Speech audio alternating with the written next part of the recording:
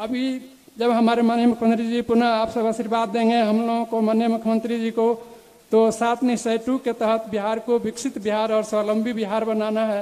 इसी के साथ मैं अपने लोकप्रिय उम्मीदवार सुनील कुमार जी को आप सबसे अपील करता हूं, निवेदन करता हूं, प्रार्थना करता हूं कि भारी मतों से आपने जिस तरह मुझे 97,271 मतों से विजयी बनाया, उससे भी ज़्यादा मतों से इनको विजयी बनाए और हमारे माननीय मुख्यमंत्री जी के हाथ को मजबूत करें ताकि विकसित बिहार और स्वावलंबी बिहार बन सके।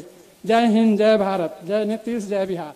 बहुत बहुत धन्यवाद सांसद महोदय। मित्रों, अभी हमारे कुछ हाई कोर्ट के प्रत्याशी और विधायक मान्यवर अमरेंद्र पांडे जी बैठे हुए हैं। आपने कहा कि हमारे समय में कटौती कर दी जाए और मैं चाहता हूं कि मुख्यमंत्री जी हमारी बात रखेंगे, क्योंकि हम उनके प्रतिनिधि हैं, हम उनके सेवक हैं, तो हमारे मालिक को अच्छी जानकारी है कि कैसे काम किया जाता है, कैसे कराया जाता है। इन्होंने कहा कि हम नहीं बोलेंगे, हम अपना समय मुख्यमंत्री जी को देते हैं। आइए मैं सीधे सीधे बिहार के मंत्री और जनता दल यूनाइटेड के कार्यकारी अध्यक्ष श्री अशोक कुमार चौधरी जी को बहुत ही आदर के साथ आमंत्रित करता हूं, लेकिन मैं चाहता हूं कि आपकी तालियां भी उन्हें स्वर दें और आवाज देकर के आमंत्रित करें।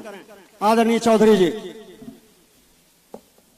भोरे की इस चुनावी सभा में उपस्थित पार्टी के राष्ट्रीय अध्यक्ष और बिहार के यशस्वी मुख्यमंत्री परम आदरणीय श्री नीतीश कुमार जी, मंच पर उपस्थित पार्टी के हमारे सम्मानित एनडीए के उम्मीदवार माननीय सुनील जी, मंच पर उपस्थित आप लोगों के सांसद जिनको आप लोगों ने अभी लोकसभा के चुनाव में भारी मतों से जिताने का काम किया, आदरणीय डॉक्टर आलोक जी, मंच पर उपस्थित कुचाई कोट के हमारे सम्मानित विधायक अमरिंदर पांडे जी, जदयू, भारतीय जनता पार्टी, हम और वीआईपी के सभी सम्मानित नेतागण जो मंच पर उपस्थित हैं और यहाँ पर उपस्थित सभी हमारे सम्मानित मतदातागण।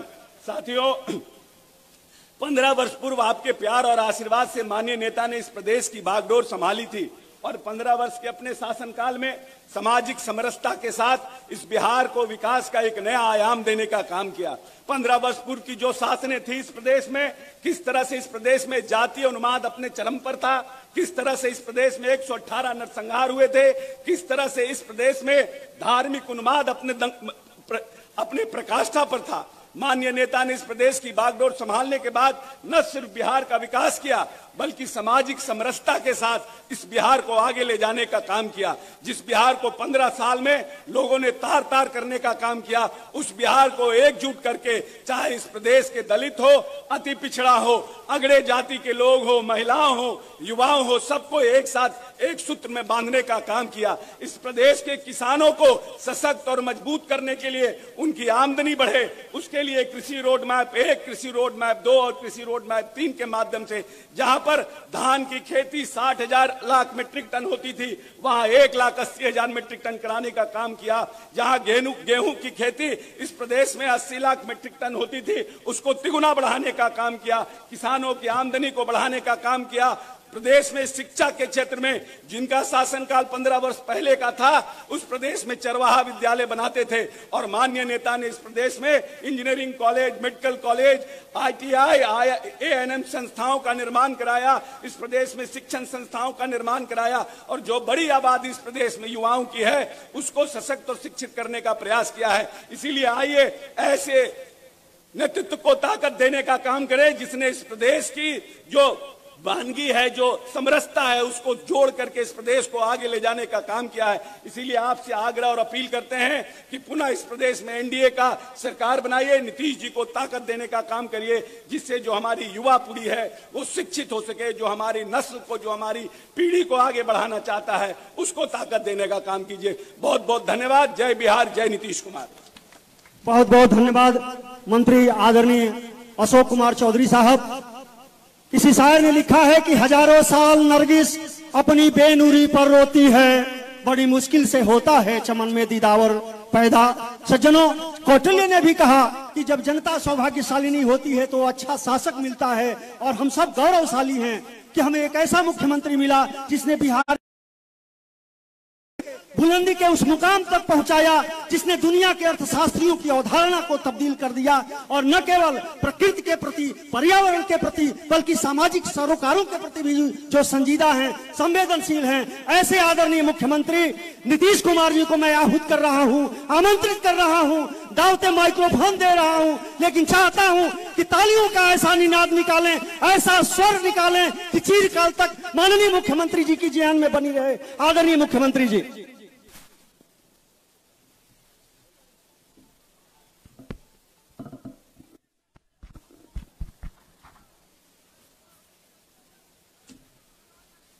इस चुनावी सभा की अध्यक्षता कर रहे जनता दल यू के गोपालगंज जिला अध्यक्ष प्रमोद पटेल जी, संचालनकर्ता श्री जितेंद्र द्विवेदी जी, राष्ट्रीय जनतांत्रिक गठबंधन एनडीए जनता दल यूनाइटेड के सुयोग्य उम्मीदवार श्री सुनील कुमार जी,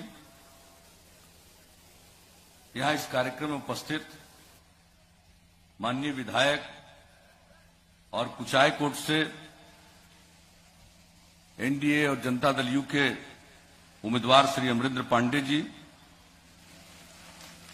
हमारे साथ इस कार्यक्रम में आए हुए प्रदेश जनता दल यू के कार्यकारी अध्यक्ष जी, हमारे गोपालगंज के माननीय सांसद भाई डॉक्टर आलोक कुमार सुमन जी, गोपालगंज जिला भारतीय जनता पार्टी के अध्यक्ष श्री विनोद कुमार सिंह जी, गोपालगंज जिला विकासशील इंसान पार्टी के अध्यक्ष श्री विनोद सहनी जी, गोपालगंज जनता दल यू के जिला संगठन प्रभारी राजन मिश्रा जी, भारतीय जनता पार्टी के जिला उपाध्यक्ष श्री विवेकानंद पांडे जी, भोरे प्रखंड के जदयू अध्यक्ष बिंद सिंह जी, कटैया के प्रखंड अध्यक्ष नंदलाल मौर्य जी, विजयपुर के प्रखंड अध्यक्ष सत्येंद्र राय जी, भारतीय जनता पार्टी के मंडल अध्यक्ष श्री सोनूलाल श्रीवास्तव जी, भारतीय जनता पार्टी के भोरे मंडल अध्यक्ष संतोष कुशवाहा जी, इस कार्यक्रम में उपस्थित भारतीय जनता पार्टी के नेतागण सर्वश्री कृष्णनंदन मिश्रा जी, शैलेश द्विवेदी जी, रत्नेश राय जी, संजय शाह जी, श्री प्रकाश मिश्रा जी, जनता दल यू के नेतागण श्री मुन्ना पटेल जी, बबलू पटेल जी, कमलेश कुशवाहा जी, रितेश राय जी, टुनटुन गुप्ता जी, मृगु आश्रम सिंह कुशवाहा जी और एनडीए के सभी सम्मानित नेतागण, मेरे प्रिय साथियों, प्रिंट और इलेक्ट्रॉनिक मीडिया से जुड़े पत्रकार मित्रों, छायाकार बंधुओं और इस कार्यक्रम में उपस्थित बहनों एवं भाइयों, सबसे पहले इस गर्मी के बावजूद और धूप को बर्दाश्त करते हुए आप सब इस चुनावी सभा में उपस्थित हुए हैं, इसके लिए मैं आप सब लोगों का हार्दिक अभिनंदन करता हूं और आप सबको धन्यवाद मैं देता हूं। आप जानते हैं कोरोना वायरस का दौर पूरे दुनिया में चल रहा है, जहां कुछ घटा था वहां फिर बढ़ रहा है, लेकिन अपने देश में रिकवरी रेट सचमुच बहुत ज्यादा है और अपने देश के अंदर भी बिहार राज्य में सर्वाधिक सब तरह का काम किया गया। केंद्र सरकार के द्वारा लोगों को मदद की गई,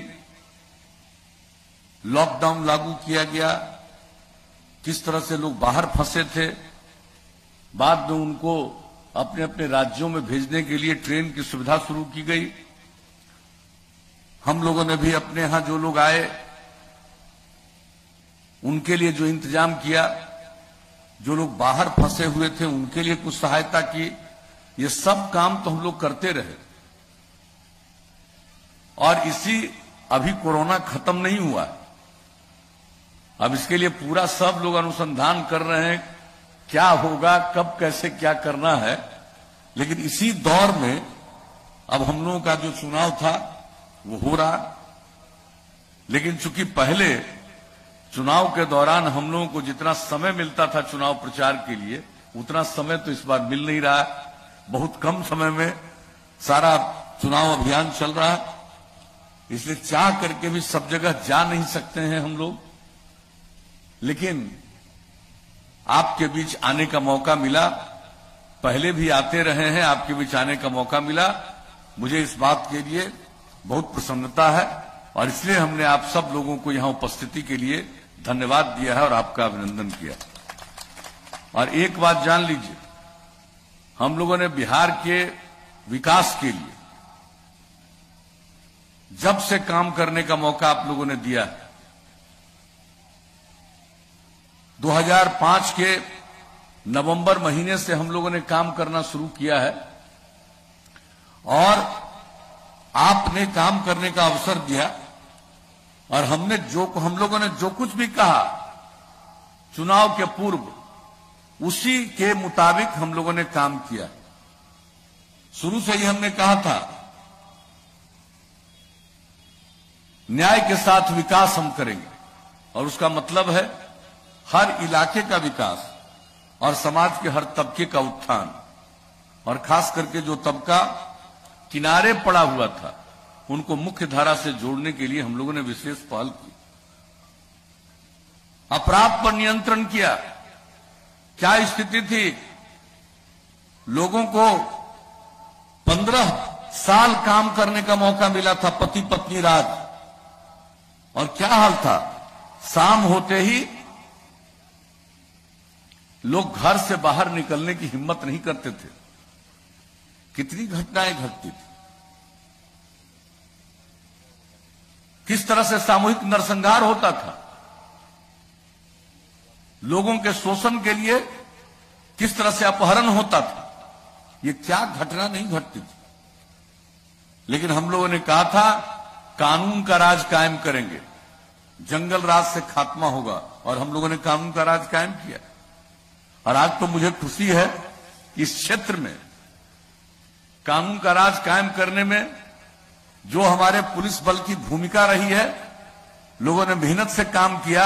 आज हमें खुशी है कि डीजी रैंक से रिटायर होने के बाद आज उन्होंने भी आपकी सेवा करने का मौका प्राप्त करने की कोशिश की है। सुनील जी को मैं इसके लिए विशेष तौर पर बधाई देता हूं। और कितना इस आदमी, इन्होंने भी कितना मेहनत किया, सबको मालूम है। ये लोग आपके गांव घर घर जाते हैं कि एक बात आप जानते, लेकिन किस तरह से इस बिहार में अपराध को कितना कम किया गया। आप जानते हैं केंद्र सरकार के द्वारा हर वर्ष हर राज्यों के बारे में आंकड़े प्रकाशित किए जाते हैं। जो 2018 में आंकड़ा प्रकाशित किया गया राष्ट्रीय अपराध अभिलेख ब्यूरो के द्वारा, 2018 का जो सबसे हाल का वही प्रकाशित हुआ केंद्र के द्वारा, और उसके मुताबिक अब जो पहले अपराध का जो बुरा हाल था, अब अपराध इतना घट गया है कि बिहार का स्थान देश में इतनी बड़ी आबादी के बावजूद 23वां स्थान है। आप समझ लीजिए। लेकिन कुछ लोग हैं जो अपना बोलते रहते हैं, कुछ लोगों को बोलने की आदत है, कुछ भी बोलो। लेकिन जो हम लोगों ने इसके लिए काम किया, आज जो स्थिति हुई, समाज में प्रेम का, भाईचारे का, सद्भावना का माहौल पैदा करने की हम लोगों ने कोशिश की, हर तरह से काम किया, विकास का काम किया। क्या हाल था, कैसा हाल चलता था बिहार का, ये किसको मालूम नहीं है। हर तरह से जो बिहार का बुरा हाल था, और इसके बारे में भी जो आंकड़े प्रकाशित किए जाते हैं, अब जान लीजिए, बिहार का विकास दर देश के अन्य विकसित राज्यों की तुलना से भी ज्यादा, विकास दर 12.8% हो गया सालाना। और प्रति व्यक्ति आय में वृद्धि, हमारी इतनी आबादी बढ़ती है, प्रजनन दर इतना ज्यादा है, फिर भी प्रति वर्ष लगभग 10.5% की वृद्धि। तो जब आप लोगों ने मौका दिया, कानून का राज कायम किया, विकास का काम किया, समाज के हर तबके के उत्थान के लिए काम किया। क्या पहले महिलाओं को कोई जगह मिलती थी? अरे भाई, इन लोगों के राज में तो 2020 में चुनाव हुआ पंचायत का, तो उसमें तो महिलाओं को भी कोई आरक्षण नहीं, किसी को कोई आरक्षण नहीं, अनुसूचित जाति जनजाति को भी नहीं। और बताइए, जब हम लोगों को मौका मिला तो सबसे पहला हम लोगों ने अध्यादेश जारी किया, उसके बाद उसको कानून में बदला और बिहार में 2006 में पंचायती राज चुनाव कराया और उसके अगले साल नगर निकायों में हम लोगों ने महिलाओं के लिए 50% आरक्षण का प्रावधान किया। कितनी बड़ी संख्या में अब महिलाएं जनप्रतिनिधि हैं, आप जरा गौर से देख लीजिए। 3 बार चुनाव हो चुका पंचायती राज संस्थाओं का, नगर निकायों का। अनुसूचित जाति जनजाति को आरक्षण और अति पिछड़े वर्ग को 20% का आरक्षण। कौन अति पिछड़े वर्ग को पूछता था? वोट लोग लेते रहते थे, मौका मिला राज करने का, लेकिन इज्जत कभी नहीं। और ये जो किस तरह का माहौल पूरे बिहार में बनाते थे, यही गरीब गुरबा लोग के कंधा पर बंदूक रख करके लोग चलवाते थे। और जब इन लोगों के लिए जनप्रतिनिधित्व का अवसर मिला तो अब कोई भी अपना कंधा देने को तैयार नहीं है कि उस पर रख करके कोई बंदूक चलाएगा। तो देखिए, हर दृष्टिकोण से हम लोगों ने समाज की सेवा की है। विकास का काम शिक्षा के क्षेत्र में, स्वास्थ्य के क्षेत्र में। अब जो हम लोगों ने महिलाओं के, लड़कियों के लिए जो काम किया, पोशाक योजना की शुरुआत की, मिडिल स्कूल में संख्या बढ़ने लगी। साइकिल योजना की शुरुआत की, हाई स्कूल में संख्या बढ़ने लगी। बाद में तो 2 साल के बाद 10 से हमने लड़कों के लिए भी साइकिल योजना की शुरुआत करा दी। लेकिन आप जानते हैं, अब लड़कियों की संख्या लड़कों के बराबर हो गई। और जब हम लोगों को काम करने का मौका मिला था तो उस समय हमने आकलन करवाया, 9वीं क्लास में लड़कियों की संख्या पूरे बिहार में, इतनी बड़ी आबादी का राज्य, 1,70,000 से भी कम लड़कियों की संख्या। और अब लड़का लड़की की संख्या बराबर। इस बार जो मैट्रिक की परीक्षा हुई उसमें लड़की की संख्या लड़कों से थोड़ा ज्यादा ही हो गई। अब सोच लीजिए कितना बड़ा परिवर्तन हुआ शिक्षा के क्षेत्र में। और ये तो हम बात आपको मिडिल स्कूल और हाई स्कूल की कर दिए, लेकिन प्राइमरी स्कूल में भी, प्राथमिक विद्यालयों में भी बहुत बड़ी आबादी के परिवार के बच्चे बच्चियों को स्कूल जाने का मौका नहीं मिलता था। हमने उसका आकलन करवाया कि आखिर ये कौन बच्चे हैं जो स्कूल नहीं जा पाते हैं, बच्चियां हैं। तो पता चला कि महादलित परिवार के हैं और अल्पसंख्यक समुदाय के हैं। उनको बाहर ही पढ़ा करके स्कूल भेजने का हम लोगों ने टोला सेवक का तालीमी मरकज स्वयं सेवक के माध्यम से किया। और उसका कितना बड़ा अंजाम, अब कोई स्कूल से बाहर नहीं है, 0.5% से भी कम। यह स्थिति हम लोगों ने एक ही क्षेत्र में किया। क्या हाल था अस्पताल का, जब हमने उसका आकलन किया और देखा कि भाई एक प्राथमिक जो हम लोगों का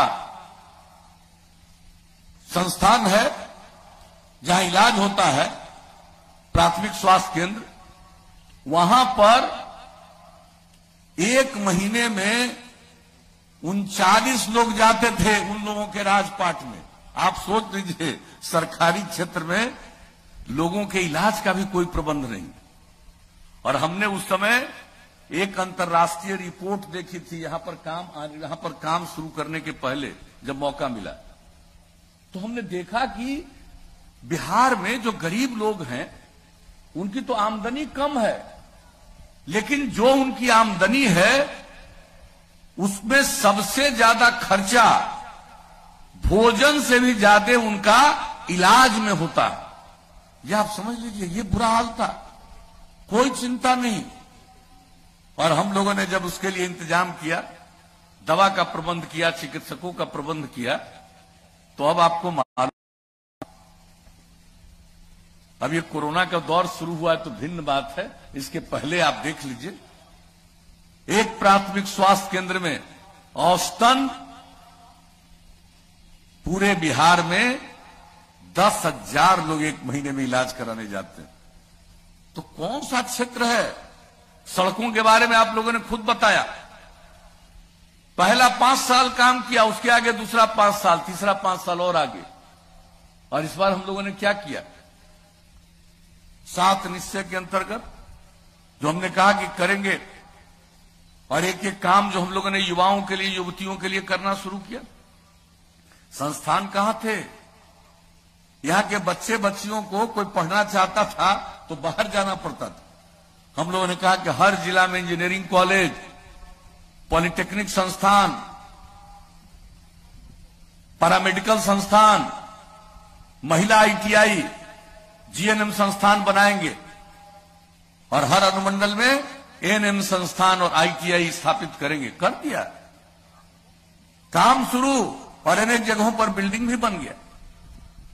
तो एक एक काम लोगों के पढ़ने के लिए, और जो उच्च शिक्षा में गरीब परिवार के बच्चे बच्चियों को आगे जाने का मौका नहीं मिलता है परिवार की गरीबी के कारण, वैसे लोगों के लिए हम लोगों ने 4 लाख रुपए का स्टूडेंट क्रेडिट कार्ड योजना, बहुत लोगों ने लाभ लेना शुरू किया।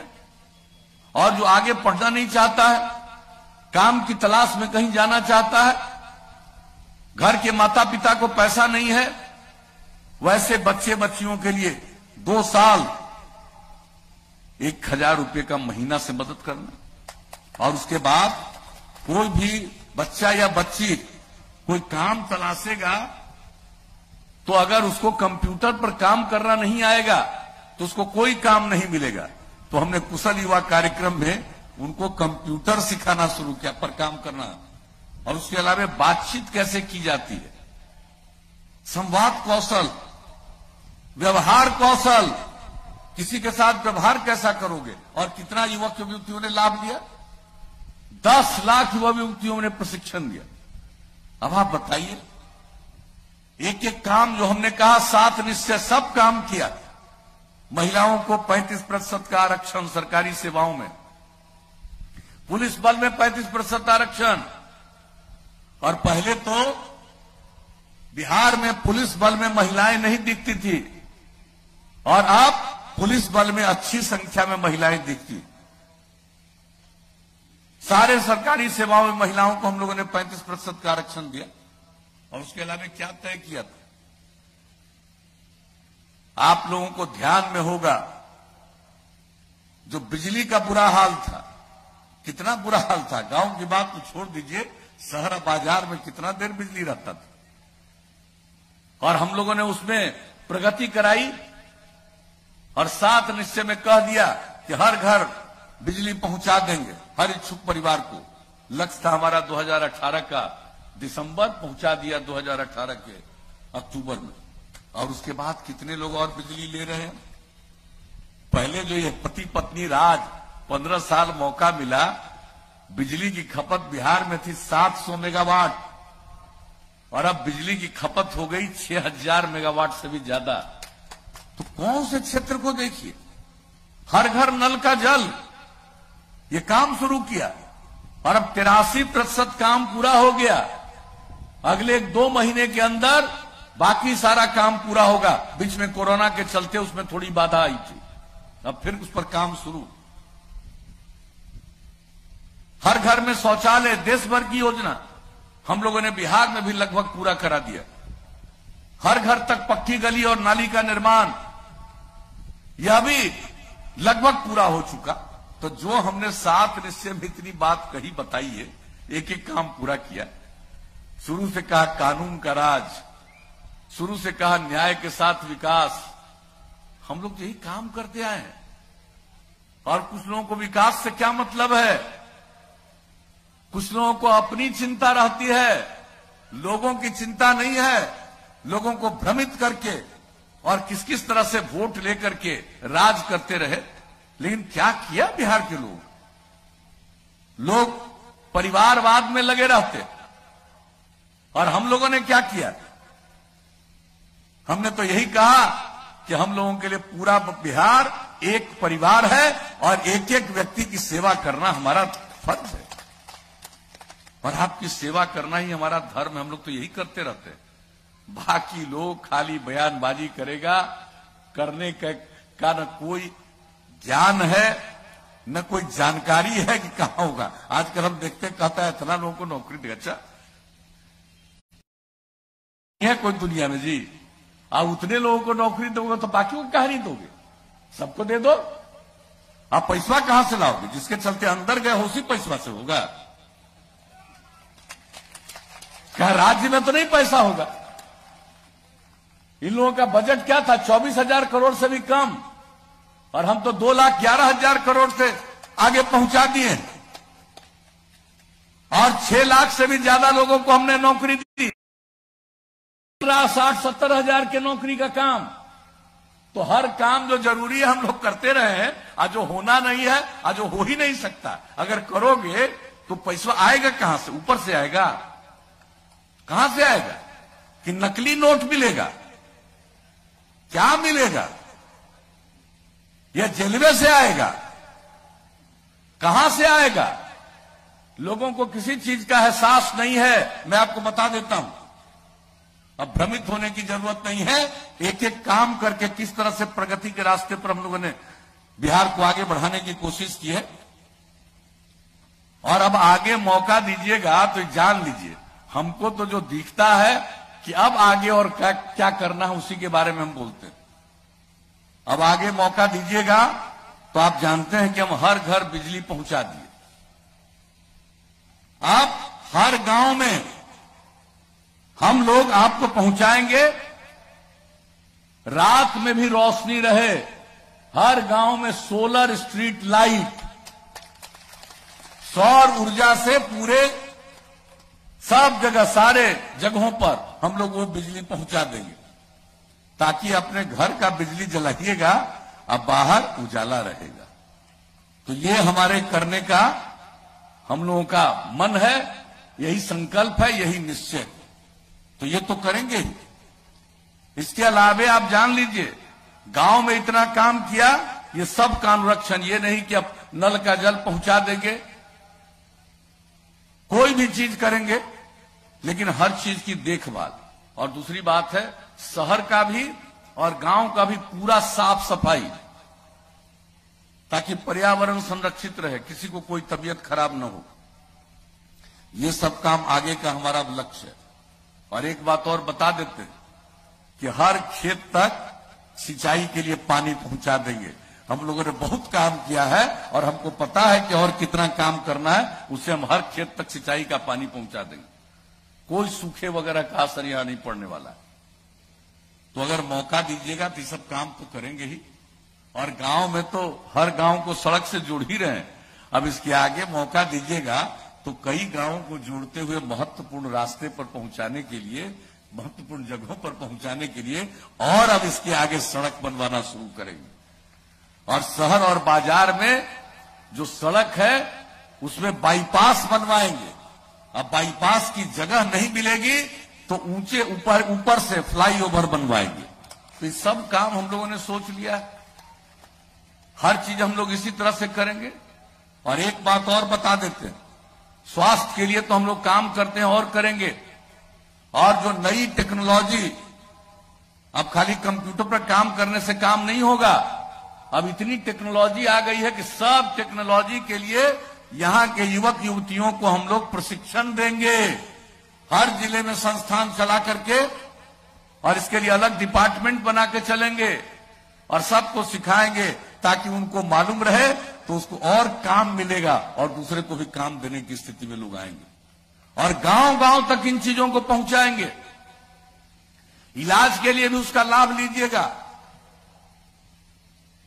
हर चीज के लिए आप, फसल को भी आप उसकी बिक्री करने के लिए लाभ लीजिएगा। ये सब काम तो होगा ही, लेकिन इसके साथ साथ एक काम और करेंगे। लोग पशुपालन करते हैं और पशुओं के इलाज में कठिनाई होती है, लोगों को बहुत खर्चा होता है। तो हमने सोच लिया है कि 8 से 10 पंचायत में एक पशु चिकित्सालय बनाएंगे और हर गांव को नई तकनीक से जोड़ते हुए, अगर किसी का जानवर